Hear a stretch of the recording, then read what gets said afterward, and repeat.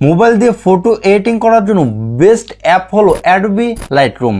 এই লাইটরুম দিয়ে এতদিন শুধু ফটো এডিটিং করা যেত, এখন থেকে আপনি ফটো এডিটিং করার পাশাপাশি ভিডিও এডিটিং করতে পারবেন। তার জন্য আপনাকে অবশ্যই আপনার লাইটরুমটাকে আপডেট করে নিতে হবে। আপনি প্লে স্টোর থেকেও আপডেট করতে পারেন বা গুগল থেকেও লেটেস্ট ভার্সন ডাউনলোড করতে পারেন। তবে আপনাকে অবশ্যই লাইটরুমের 7.4.1 এই ভার্সনটা ডাউনলোড করতে হবে। এই ভার্সনের এর আগের ভার্সনে কিন্তু এই আপডেটটা নেই। এই ভার্সন থেকে এর পরের ভার্সনে হয়তো বা আরও আপডেট করা হবে। তবে আপনাকে অবশ্যই 7.4.1 এই ভার্সনটা ডাউনলোড করতে হবে।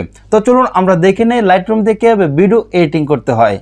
লাইটরুম ওপেন করার পর এরকম একটা ইন্টারফেস দেখতে পাচ্ছেন। আমরা ভিডিও ইনপুট করার জন্য নিচে থেকে প্লাস আইকনে ক্লিক করি, তারপর এখান থেকে ভিডিও সিলেক্ট করি, নিচে থেকে অ্যাডে ক্লিক করি, অল ফটোসে ক্লিক করি। এখানে দেখতে পাচ্ছেন যে ভিডিওটি ইনপুট হয়ে গেছে, এখানে ক্লিক করি।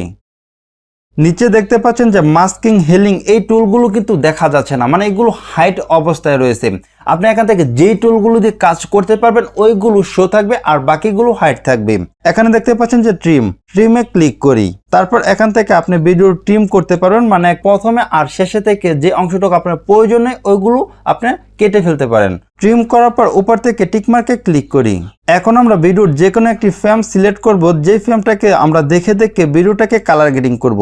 যেমন আমি এই ফ্রেমটাকে সিলেক্ট করেছি। নিচে থেকে প্রিসেটসে ক্লিক করি। এখানে দেখতে পাচ্ছেন যে অনেকগুলো প্রিসেট রয়েছে। এই প্রিসেটগুলো দিয়ে আপনারা জাস্ট এক ক্লিকে আপনার ভিডিওগুলো এডিটিং করতে পারবেন। যেমন আমি এখান থেকে ডিপ স্ক্রিনে এখানে ক্লিক করি, তারপর আমি এখান থেকে এই প্রিসেটটা ব্যবহার করব। জাস্ট এটার উপরে ক্লিক করি, তারপর আবার এখানে ক্লিক করি।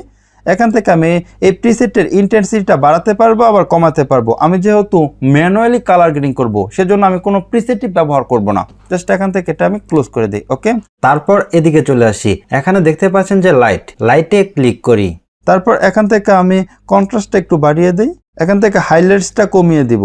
তারপর নিচে চলে আসি, এখান থেকে শ্যাডোটাও কিছু কমিয়ে দেই, এখান থেকে হোয়াইটটা একটু কমিয়ে দেই। ওকে, তারপর আমি এখান থেকে কালারে ক্লিক করি, এখান থেকে টেম্পারেচারটা একটু কমিয়ে দিব, ভাইব্রেন্সটা বাড়িয়ে দিব, স্যাচুরেশনটাও একটু বাড়িয়ে দিই। ওকে, তারপর উপরে দেখতে পাচ্ছেন যে মিক্স, এখানে ক্লিক করি।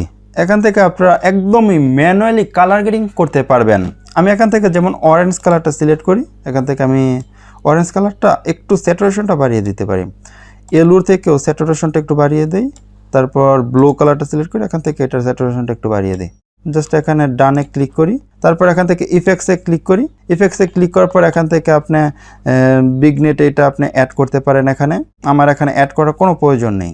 প্রোফাইলসে ক্লিক করি, এখানে দেখতে পাচ্ছেন যে অনেকগুলো ফিল্টার রয়েছে, এগুলো আপনারা জাস্ট এক ক্লিকে আপনার ভিডিওতে অ্যাপ্লাই করতে পারবেন। আমি যেমন এই প্রিসেটটা অ্যাপ্লাই করব, জাস্ট এটা ক্লিক করি।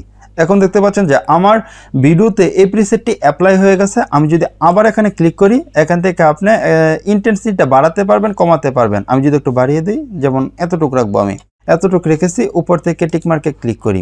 এখন দেখতে পাচ্ছেন যে খুব সুন্দরভাবে আমার ভিডিওটা এডিটিং হয়ে গেছে। আমি যদি এখন ভিডিওটাকে প্রিভিউ করি, আমি ভিডিওটার একদম প্রথমে চলে আসি, জাস্ট এখান থেকে প্লে করি।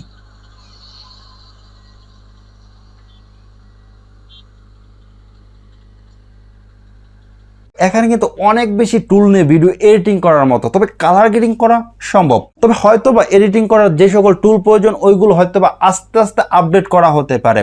আর এই ভিডিওটি এক্সপোর্ট করার জন্য উপর থেকে শেয়ার আইকনে ক্লিক করি, তারপর এখান থেকে এক্সপোর্ট অ্যাজ এ ক্লিক করি। এখান থেকে আপনারা অবশ্যই ভিডিও টাইপটা MP4 রেখে দিবেন, তারপর টিকমার্কে ক্লিক করি। এখন আমাদের ভিডিওটা এক্সপোর্ট হচ্ছে। আই হোপ আপনাদের কাছে ভিডিওটি ভালো লেগেছে। ভিডিওটি ভালো লেগে থাকলে অবশ্যই লাইক করবেন, আর এই চ্যানেলে নতুন হয়ে থাকলে চ্যানেলটি সাবস্ক্রাইব করে পাশে থাকা বেল আইকনটি প্রেস করে দিবেন। আর আপনার যে কোনো সমস্যার সমাধান পেতে আমাদের ফেসবুক গ্রুপে জয়েন হতে পারেন। তো আজ পর্যন্ত দেখাবো না কোনো ভিডিওতে। আল্লাহ হাফেজ।